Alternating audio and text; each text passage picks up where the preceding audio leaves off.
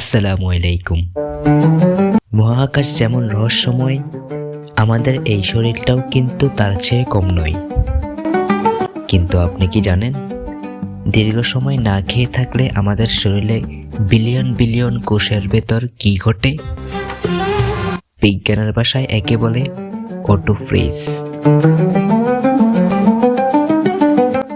আজকের ভিডিওতে আমরা জানব রোজা রাখলে আমাদের শরীরে কোন কোন অলৌকিক পরিবর্তন ঘটে এবং এটি কিভাবে আমাদের আয়ু বৃদ্ধি করে।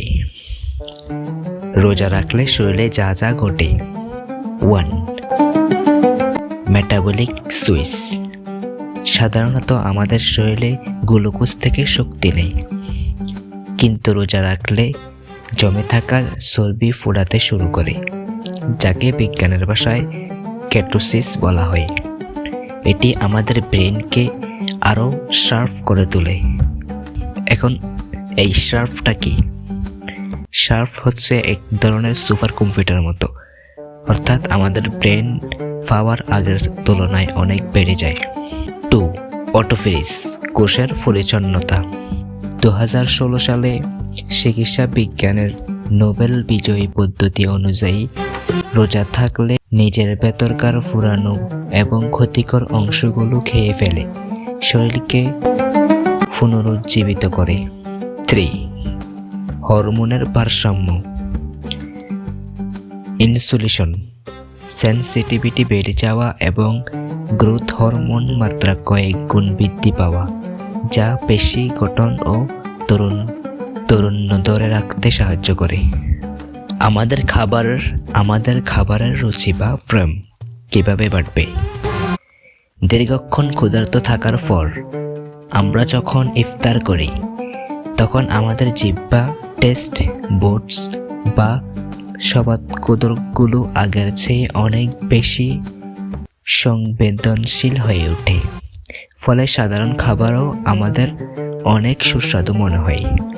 একেই বলে মূলত খাবারের প্রতি বাড়তি আকর্ষণ বা প্রেম। পরিমিত এবং স্বাস্থ্যকর খাবার খেয়ে এই রুচি আরও উন্নতি হয়। শরীরের কোন কোন বিষয় উন্নতি হয়?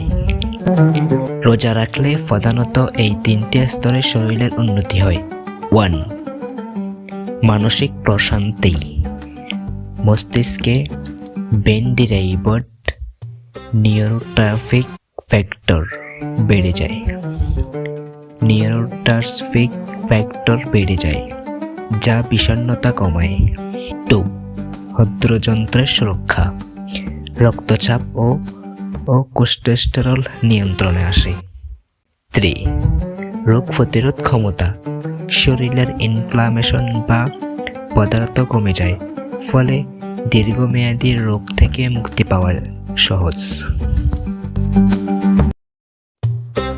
মহাকাশের বিশালতার মতোই আমাদের শরীর এক বিস্ময়। বিজ্ঞানের চোখে রোজা এই উপকারিতাগুলো জানতে পুরো ভিডিওতে দেখুন এবং শেয়ার করুন, অন্যকে জানার সুযোগ করে দিন। সবাইকে জানাই আমার তরফ থেকে পবিত্র মাহে রমজানের শুভেচ্ছা। ধন্যবাদ।